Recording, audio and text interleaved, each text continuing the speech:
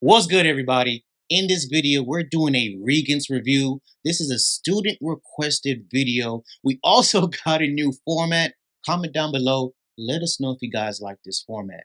So problem number one asks us to simplify this expression, and we have a radical.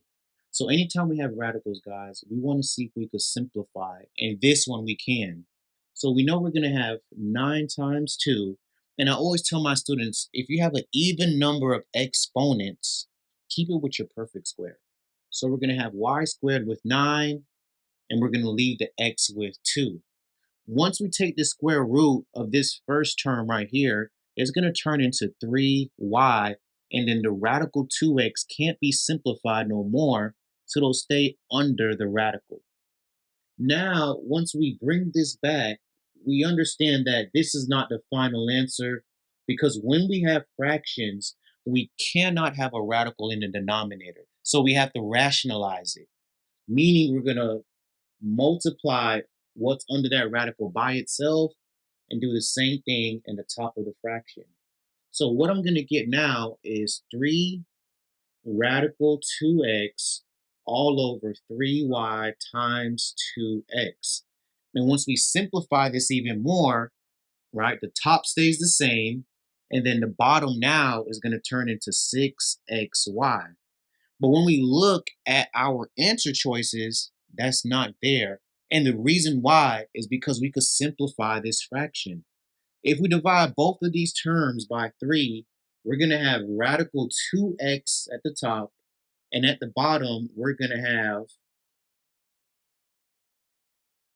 2xy. And if I'm not mistaken, this is going to be letter choice A. In problem number 2, we're now working with absolute value and inequalities. What we need to know is that when we're trying to take, or on the opposite side of the absolute value, that number should not be negative, because you can't find the absolute value of a negative number. However, once we start this process by dividing by -2, our answer is going to turn positive, meaning we could continue to solve this problem. But a very important step here is to make sure that we flip that inequality just because we divided by a negative, okay? So now, once we flip, this is going to change our problem into a or inequality instead of an and inequality. So what that means is our first equation is going to look something like this. It's going to be the same thing, or, and then we're going to rewrite this problem, flip this inequality symbol, and change the sign of 8. So I simplify now, adding 3 to both sides. I'm going to get x is greater than or equal to 11, or I'm going to get, let me add 3 on this side, x is less than or equal to -5.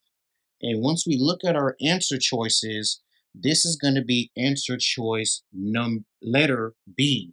All right, so just make sure that you guys remember those small tricks, because this is what they're trying to test you on this exam. So in problem number 3, it's a pretty simple problem. They want us to basically simplify by factoring. So once we set our problem up and we try to find our two factors, we will get x plus 5 times x minus 3. And what's important right here is just to make sure that we go throughout the whole problem. Why? Because we could simply pick B or D as an answer choice. But just remember, guys, that these factors are equal to 0. So we have x is equal to -5 once we solve, and x would be equal to +3 once we set both factors equal to 0 and solve. So when we look at this ordered pair would be -5, 0, and this ordered pair would be 3, 0. So we don't see 3, 0 as an answer choice. We see -3, 0, but when we look at C, we do see -5, 0, and that would be our answer. So just make sure that you go throughout the whole entire problem and try not to take shortcuts. If you're really good with math and you understand that concept, then you could go ahead with it. So on this exam, we're going to see rearranging equations and trying to isolate and solve for a variable. This problem is asking us to solve for r. And I think the first step, not think, but the first step we would want to do is try to get rid of this fraction. So all we need to do is just multiply by 3, right? Threes cancel out, and we do the same thing on the other side. So we would have 3v is equal to pi r squared times h. Now just remember, guys, when we're solving equations, we're doing, we're using inverse operations. So if all three of these variables are being multiplied together, let's just divide by pi and h at the same time. And once we do that, we're going to get our r squared by itself. So let's just rewrite this as r squared is equal to 3v over pi times h. And just like radical equations, if we want to get rid of a square root, I mean, not a square root, sorry, if we want to get rid of an exponent, we got to take the square root of it. So once I take the square root on this left-hand side, the square root cancels out the exponent and we're left with r. And then on the other side, we're just taking the square root, and all we need to do is just rewrite this, and our final answer would be r is equal to the square root of 3v divided by pi times h. So just please remember that step when we're working with exponents and radicals and how to cancel them out. That's going to definitely help you guys on this exam. So in our next problem now, we have complex fractions. And I actually love this topic because it can be easier than what we expect or how it looks. So my first advice to you guys is let's rewrite this. And once we rewrite this, let's come down here. We're going to do a minus 1 divided by a divided by a squared minus 1 all over a squared. And what we need to focus on is the top part of this fraction because it's a difference of two squares. So once we simplify this, this is going to turn into a plus 1 times a minus 1. So let's just erase this here, and this is what should be on top now. A plus 1 times a minus 1. Now that we simplify, just remember, guys, this is a fraction. And with fractions, what we do, draw an arrow, we're going to keep the first fraction the same. We're going to change the division sign to a multiplication sign. And then we're going to take the reciprocal of this fraction, right? We're going to flip it, basically. So now a squared comes to the top. A plus 1 times a minus 1 goes to the bottom. And now we're able to solve this, and it's a lot easier than what we first seen in the problem. So we cancel out, and let me just switch colors so this sticks out a little bit more. So we could cross cancel a minus 1 with a minus 1. And just remember that a squared and a, right, when we're talking about that quotient rule and we're dividing with exponents, we could subtract. So we'll do a squared minus a to the first power. This is going to cancel. We're going to have a to the first power on the top. And when we simplify, our final answer will be a divided by a plus 1. If I'm not mistaken, this is going to be answer choice 4. So when we come to complex fraction, guys, don't be afraid to rewrite it so that it's easier for you guys to view. So we're on problem number 6 now, everybody. And I hope you guys have been enjoying this video. If you have, hit the like button for us. Comment down below if you have any questions, if there's anything we need to clarify for you guys. So now they give us an equation, and of course they throw fractions in there. But I think this first step of getting rid of the fraction by multiplying by 3 is going to make this a lot easier. So once we do that, we're going to have 7 times x plus 9 over 28. We close the parentheses, and this is going to be equal to, and guys, don't forget, what we do on one side of the equation, we got to do to the other. So this is going to be equal to 60. Now, once we distribute, we're going to get 7x, and when we go back, let's just, when we come down here, let's do this. Let's simplify this, right? So if we divide by 7, we're going to get 1 here, 4 here, right? So now we have plus 9 over 4, which is equal to 60. And at this step, I would tell you guys, let's simplify this to a decimal, right? Because this is the only fraction that we have. It's an easy decimal. we're gonna get 7x plus, and if I'm not mistaken, this should be 2.5. Let's see. Let's make sure. No, not 2.5, 2.25. I'm sorry.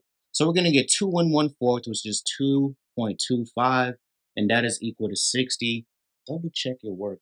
I believe you guys are able to use calculators. I'm not 100% sure, but if you are, use it to your advantage, please, because small mistakes can happen. All right, so now we're gonna come here. We're gonna have 7x is equal to, let's see, let's use a calculator real quick.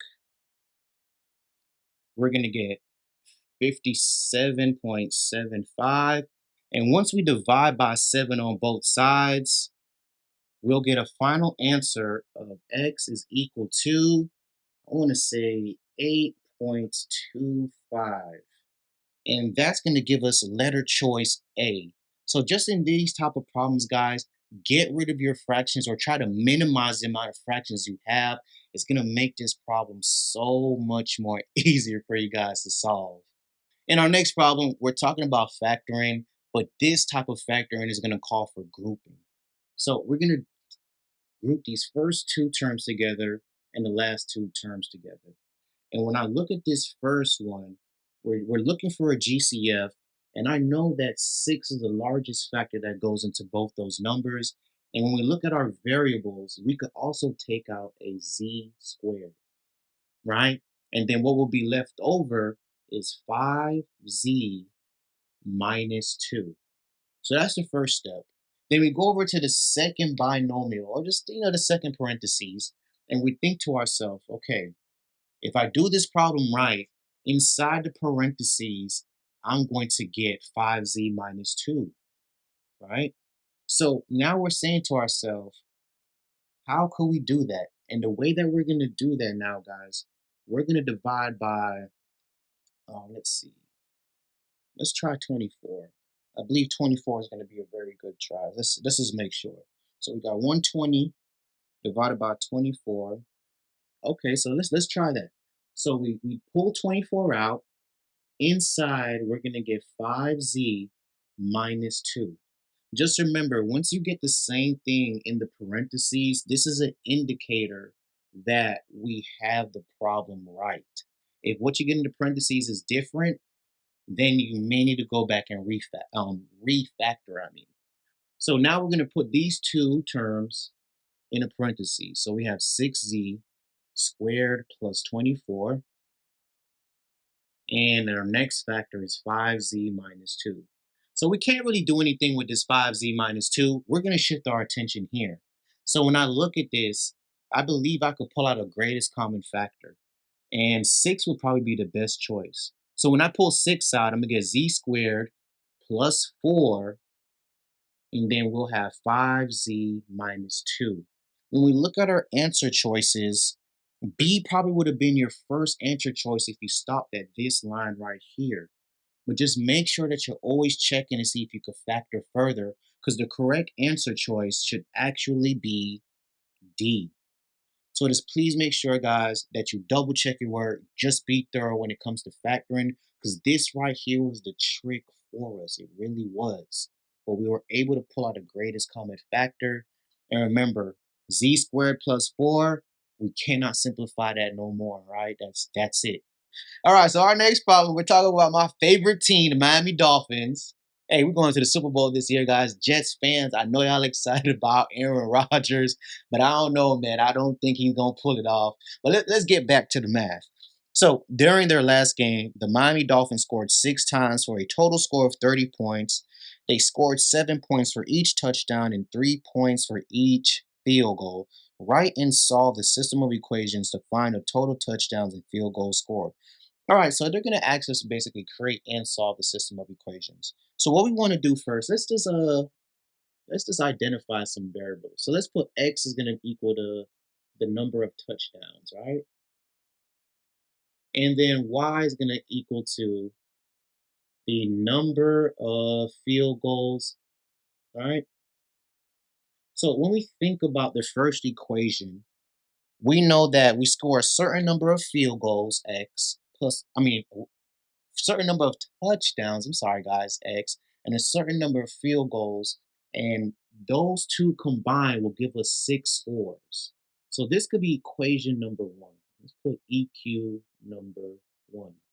Now they tell us how many they score for each touchdown and how much they score for each field goal. All my football fans, this should be cake for you all right? So now we're saying, hey, we get 7 points for every touchdown. We don't know the amount. Plus 3 points for every field goal. We don't know that amount. And that is going to give us 30 total points in the game. Now, I'm going to use elimination in this process because I think that's just the easiest for us, right? And let's just label this real quick. And what I want to do is let's get rid of y. So an easy way for us to get rid of y, right? We have a positive 3 here. I need a negative here. Let's multiply equation 1 by negative 3. And just make sure that you multiply all 3 terms, x, y, and 6. Sometimes students will only do x and y and forget to multiply their constant. So once we do that, we'll have negative 3x minus 3y is equal to negative 18. So as a result, my y's cancel, so we could focus on x. We will get 4x is equal to 12, and once we divide by 4, we're saying, hey, x is equal to 3, right? And in this problem, and what I always suggest to students, pick the easier equation. So I'm plugging this back into equation number 1.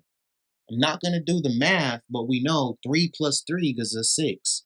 So I know y is equal to 3 as well. And if we want to just be sure, we want to double check, let's plug it into the second equation. So I have 7 times 3 plus 3 times 3, and this is supposed to give me a total of 30 points. So once we simplify, I have 21 plus 9 is equal to 30, and at the end, once we check, we know that 30 is equal to 30. So system of equations, guys, is read it maybe once, maybe twice. I think this one was pretty simple, but I know you guys got it on that exam, all right? We're going to go over to our last problem of the day. Hope you guys have really been enjoying this review. Last problem of the day, guys. We're talking about composite functions. All right, this is going to be a part 1 of a 3-part video. Hopefully, you guys like this video and we do some more reviews for the Regents exam. When we look here, we have a composite function. And what's important is for us to understand how to solve. So what we need to do is first find out f of 3. So once we find out f of 3, right, we're going to plug in 3 for x. So we know f of 3 is going to give us 6. Now that we find that answer, we take that answer from f of 3 and we now go back into the g function and plug it in. So basically what we're going to do now is just take our 6 and we're finding g of 6. And when we plug 6 in, we're going to get 6 minus 4, and we know that g of f of 3, I should say, the composite function, is going to give us 2 as a final answer. I like to break it down like this, guys, because it's just easier for students to understand it and follow along. And that answer choice is going to be number 2. All right, so positive 2 is our final answer. Really hope you guys like this video. Smash the like button for us. And if we get enough feedback, we're definitely going to do a part 2 and part 3 where we look at some more challenging problems and other different types of problems that you guys may see on this exam. Thank you guys so much for joining me today on Algebra 1 with Mr. Peters.